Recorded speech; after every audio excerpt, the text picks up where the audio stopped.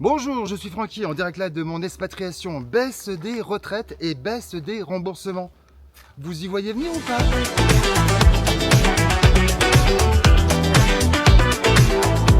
Oui, mais les retraites elles peuvent pas baisser, c'est pas possible. Ben si, en Grèce ça s'est passé. Quand le FMI est passé en Grèce, il y a plus de 10 ans, ils ont baissé les retraites. Ils ont même tellement baissé que je crois qu'il y a presque moins 50%. Vous vous rendez compte qu'ils ont même attaqué les retraites? Est-ce que vous croyez que ça peut arriver uniquement en Grèce? En France, on est intouchable parce qu'on est la France. Pas du tout. Un jour, il y aura une baisse des retraites. C'est pas possible, il faudra faire un effort financier. Malgré toutes les taxes qu'on paye, il faudra quand même faire un effort. Et même les retraités vont en prendre plein la durette. C'est inévitable. Alors, le timing est beaucoup plus compliqué à trouver, mais c'est quasiment sûr qu'un jour, ils taperont les retraites. Ils ne pourront plus emprunter de l'argent, ou du moins, ils vont emprunter de l'argent pour payer les retraites, avec des taux qui vont tellement exploser qu'ils seront amenés à les baisser. Alors déjà, ils commencent par décaler l'âge de la retraite. C'est 64, après ça sera 67, après ça sera peut-être 70. C'est sûr que ça va venir comme ça. Et puis surtout, c'est que les jeunes ne veulent plus payer pour les anciens. Ça, c'est problématique, ils n'arrivent plus à s'en sortir. Donc en plus, ils risquent d'avoir un conflit entre les générations. Les jeunes ne voudront peut-être plus payer les retraites. Bon, enfin, on ne leur demande pas leur avis. Baisse maintenant des remboursements. Les remboursements médicaux, tout ce qui est remboursement. Ça va être aussi amené à prendre un coup de hache dans la gueule. Mais t'es vulgaire! Mais non, je suis pas vulgaire, c'est la vérité. C'est ce qui s'est passé encore une fois en Grèce. Ils ont quasiment plus remboursé tout ce qui était frais médicaux, etc. Aujourd'hui, les Français disent rien parce qu'il y a quand même ces fameux remboursements. Mais si on ne peut plus emprunter de l'argent, qu'est-ce qui va se passer? L'État va se mettre en défaut de paiement. Alors, un défaut de paiement, c'est juste un retard de paiement. Des retraites, alors ils peuvent très bien faire un mois off, en disant ouais, ils ont de l'argent de côté, les retraités vont se débrouiller. Voilà, et puis les remboursements, ça va être pareil. On ne rembourse plus pour 1 an, 2 ans. Après l'année blanche, ça sera l'anti-remboursement. Mais on va faire quoi? Vous allez faire quoi? Manifester? Vous arracher un œil si vous voulez?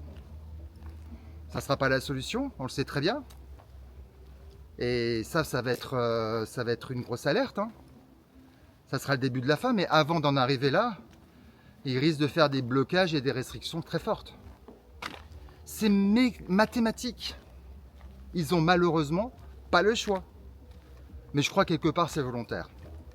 Puisque si on regarde bien un petit peu avec ces 5-6 dernières années là, l'argent qui est distribué à foison, les abus mais abyssales de ce qu'ils font, je parle des fonctionnaires, des hauts fonctionnaires, pas des fonctionnaires, les hauts fonctionnaires, qui font tout pour endetter la France, qui font tout pour profiter au maximum et manger la soupe qui est très bonne. Mais ça, c'est plus supportable. Ça ne le sera plus. Mais que faire? À part peut-être une expatriation. C'est le souci. Et puis, faire sa retraite aujourd'hui, c'est compliqué. Je reviens sur les retraites parce que une retraite, on est obligé de rentrer dans le système. On ne peut pas faire sa retraite comme aux États-Unis. Tu as d'ailleurs un petit aparté, Trump a ouvert toutes les retraites des Américains pour le Bitcoin. C'est-à-dire tous les Américains peuvent acheter du Bitcoin pour leur retraite. Est-ce que nous, on parle de Bitcoin pour notre retraite? Mais nous, on n'est même pas concernés puisque de toute manière, on n'a pas notre propre retraite. On ne se fait pas notre propre retraite. L'État s'occupe de tout. Ouais, il nous prend pour des cons. Ben, bien sûr.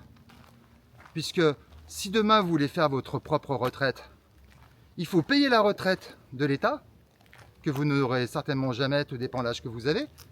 Et en plus, il faut que vous payiez une deuxième retraite pour vous.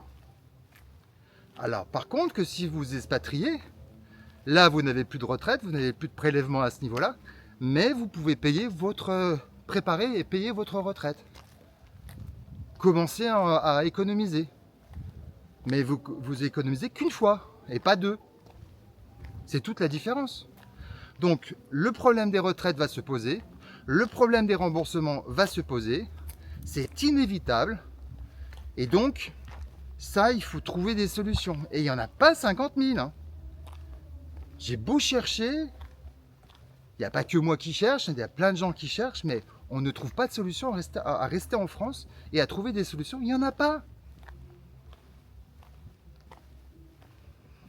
Donc, il va falloir peut-être maintenant commencer vraiment à réfléchir. Hein. Il va falloir agir aussi. Hein. C'est pas tout que de réfléchir. Mais il faut agir, il faut passer à faire une action.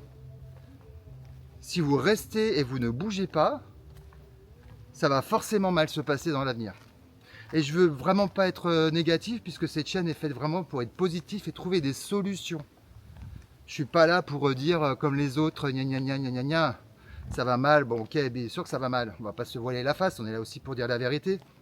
Mais on est avant tout pour essayer de trouver des solutions. Et donc moi j'ai trouvé la mienne, je m'expatrie. Voilà, je vous remercie de m'avoir écouté. Je vous invite à liker la vidéo. Voilà, à bientôt.